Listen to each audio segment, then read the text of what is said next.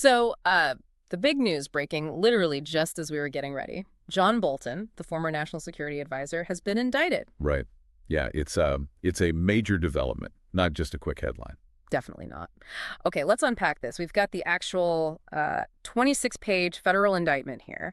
And our goal today, for you listening, is really to go beyond just the summary. Exactly. We want to look at the specifics, the legal side of these charges, the irony in his defense, and maybe most importantly, Connect the dots, right? This case, alongside the recent charges against other really high-profile critics of the president, it's quite a pattern. it is. So the basics first. Bolton was charged by a federal grand jury. This is out of Greenbelt, Maryland. And the core accusation, mishandling classified documents, seems straightforward, but it's not, is it? No, not at all. The specific law they're using, the way the Justice Department is approaching this, that's what makes it, well, potentially a national security issue, not just a paperwork mistake. Let's start with the number of charges because, frankly, it's kind of staggering. 18 counts. 18, yeah, breaks it like this. 8 counts for transmission of national defense information, and then 10 counts for retention. Okay. Transmission and retention. And the crucial part, all 18 counts fall under the Espionage Act. Wow. Okay, so that term, Espionage Act, immediately sounds incredibly serious, not just, forgetting some files in the wrong place. Precisely. This isn't a slap on the wrist for violating document protocols. We're talking about a law designed for serious national security breaches. And each count carries a potential sentence of up to 10 years. So for the listener, help us understand the difference the prosecutors are drawing between transmission and retention. Why split it like that? It's a really key distinction. Retention, the 10 counts, that's basically about holding on to classified materials after you've left government service, storing them improperly. Quick documents found in a garage or office later on. Exactly. But the transmission charges, those 8 counts, that's about actively sharing the information, sending it to someone not authorized to see it. And that's often much harder to explain away. Because it implies intent, not just negligence. Right. It suggests a deliberate act of dissemination, not just, oops, I forgot I had this. The indictment alleges Bolton actively sent these documents. And we actually know who these unauthorized individuals were, according to the source material. We do. Sources are saying it was his wife and his daughter. His wife and daughter. That makes it, very personal, doesn't it? It does. And the indictment apparently quotes messages where Bolton called them his editors. His editors. So he's almost telegraphing his defense right there in the messages, framing it as part of writing his book. It seems that way, and that's potentially very damaging for him regarding the transmission charges. Like you said, it's harder to claim ignorance when you're emailing classified documents and calling the recipients your editors. It points towards using that material for his memoir, The Room Where It Happened. So if you're just holding on to things maybe you forgot, but emailing them, that's an action. A documented action. A clear record of unauthorized sharing, which is what the prosecution will focus on. Before we move off the indictment itself, what was the reaction from President Trump, his former boss, now obviously a major critic? Very brief. When asked, Trump reportedly said he's a bad guy, and that's the way it goes. Succinct and quite cold. Definitely highlights the animosity there. Okay, let's talk about the documents themselves. The indictment says over 1,000 pages shared between April 2018 and August 2025. That date seems off, maybe meant 2019 or 2020 when he left. Good catch.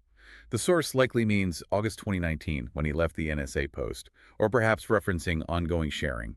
We should probably assume the period ends around his departure or shortly after. Yeah. The key is the content. Right. What kind of information are we talking about? Notes from meetings, talks with foreign leaders. Intelligence briefings, too. The prosecutors were pretty explicit about the sensitivity. They stated the documents, quote, revealed intelligence about future attacks, foreign adversaries, and foreign policy relations. So not just random notes, stuff the government considers vital. Which is why they invoked the Espionage Act. They're arguing this wasn't just improper handling, it posed a real potential harm to national defense. Okay, let's pivot to the defense. Bolton's got Abby Lowell representing him, who's handled some very high-profile cases before. What's their main argument going to be? It seems to center on this idea that the documents were essentially pre-cleared because they were intended for his book. The Room Where It Happened, that book went through a whole review process, right, with the National Security Council. It did. A lengthy, contentious one. Lowell's argument is likely that if material was reviewed for the book, it was, in effect, cleared for public discussion, even if shared beforehand. But wait, The defense also says some documents go way back, like 1998. How does that fit with the book review argument? And how can the Espionage Act apply to something potentially decades old? That's exactly where the defense might try to create ambiguity. They're calling some of these ordinary records from his long career, but the prosecution isn't focused just on the age. They're focused on the classification status and the act of sharing. Precisely. Was it still classified when he shared it? And crucially, did he share it outside the official NSC pre-publication review channel, especially via personal email to his family? So even if the final book was approved, emailing drafts or notes containing classified info beforehand could still be a violation. That's likely the government's argument.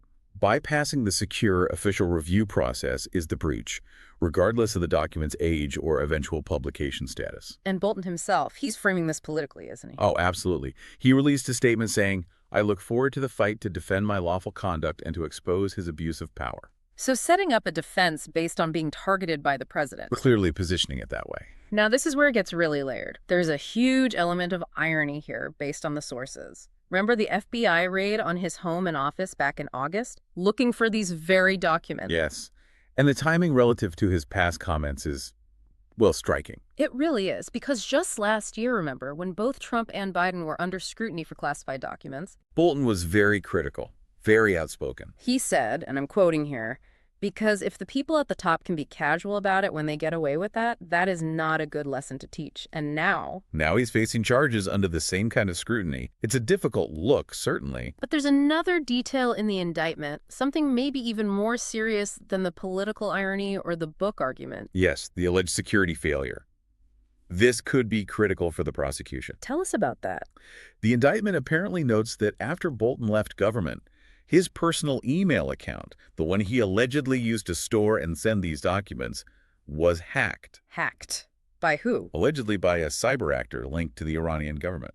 Wow. Okay, that changes things significantly. Iranian government hackers potentially accessing classified U.S. info from a former national security advisor's personal email. Exactly. It moves the case beyond just mishandling or sharing for a book. It points to a concrete, realized national security vulnerability stemming from his actions. So the argument isn't just theoretical harm, but potentially actual access by an adversary. That's what the indictment suggests. And apparently, while Bolton's team reported the hack to the government later, they allegedly didn't disclose that classified information was being stored in that compromised account at the time. Which, if true, would make the retention charges look much worse. Not just storage, but insecure storage that was actually breached. It gives the DOJ tremendous leverage, separate from the whole book debate. It frames it as a demonstrable security failure with real-world consequences. Okay, so that's the Bolton case itself. But as we said, this isn't happening in a vacuum. This is where it gets really interesting. He's now the third major Trump critic facing federal charges just recently. Yes, the timing and the pattern are impossible to ignore. You have to look at all three together. So who are the other two? First, there's Letitia James, the New York Attorney General who successfully prosecuted Trump's company for financial fraud. Right. What was she charged with? On October 9th, she was indicted on charges of bank fraud and making false statements. It relates to a property purchase back in 2020. And her reaction? She called it political retribution, straight up. Okay, so that's critic number one. Who's number two? James Comey, former FBI director, fired by Trump back in 2017. What are his charges? Charged just a day before James, on October 8th, accused of making false statements to Congress and obstruction of a congressional proceeding. And his defense team. Like James's team, they're arguing it's vindictive and selective prosecution. They're seeking dismissal on those grounds. That phrase, vindictive and selective prosecution, can you break that down for the listener? What does that mean legally? Sure. It's a defense arguing that the prosecution isn't based on the objective facts of the case alone. It claims the government is choosing to prosecute this specific person for improper reasons like political animosity or because they are a critic while ignoring others who might have done similar things. So they're saying, you're only coming after me because I criticized the president. Essentially, yes. You're weaponizing the Justice Department for political purposes. That's the core of that defense. And the sources we looked at provide some context that seems to, well, fuel those arguments, particularly for James and Comey. They do. It's noted that President Trump has publicly called on the current Attorney General, Pam Bondi, to investigate people he considers political enemies. and specifically for the James and Comey cases. The sources point out that the charges were filed by a specific U.S. attorney, Lindsay Halligan, described as a Trump loyalist. And significantly, this was after the previous prosecutor handling those investigations was apparently removed because they didn't find enough evidence to bring charges. Wow. So a new prosecutor comes in, finds evidence the old one didn't, and files charges against two major critics shortly after the president called for action against enemies. That certainly looks suggestive. It provides strong ammunition for the selective prosecution defense in those two cases. It raises serious questions about political influence. But here's the twist. The Bolton case, according to the same sources, seems different internally. It does. And this distinction is really important. Unlike the James and Comey indictments signed by Halligan, Bolton's indictment comes from the Maryland U.S. Attorney, Kelly Hayes, a career federal prosecutor since 2013. And it includes other career prosecutors' names, too. Yes, and sources familiar with internal DOJ discussions reportedly view the Bolton case as significantly stronger on the merits, less driven by politics, more by the actual evidence. What makes it stronger in their view? The transmission evidence, the Iran hack. Both, likely. The clear evidence of transmission via email, the editor's comment, and especially the documented security breach involving Iran that's seen as a much more robust foundation for an Espionage Act case compared to the allegations against James and Comey, which seem more complex and potentially politically charged. So we have this fascinating contrast. Two cases filed by a political appointee, looking potentially shaky and facing claims of vindictiveness, and one case against another critic, filed by career prosecutors looking legally solid, all happening within weeks. Right. And this creates a huge challenge for the Justice Department itself, doesn't it? Even if the Bolton case is legitimate and well-founded. The timing makes it look like part of a pattern. Exactly. They risk being seen as unfairly selective, especially when you consider other cases.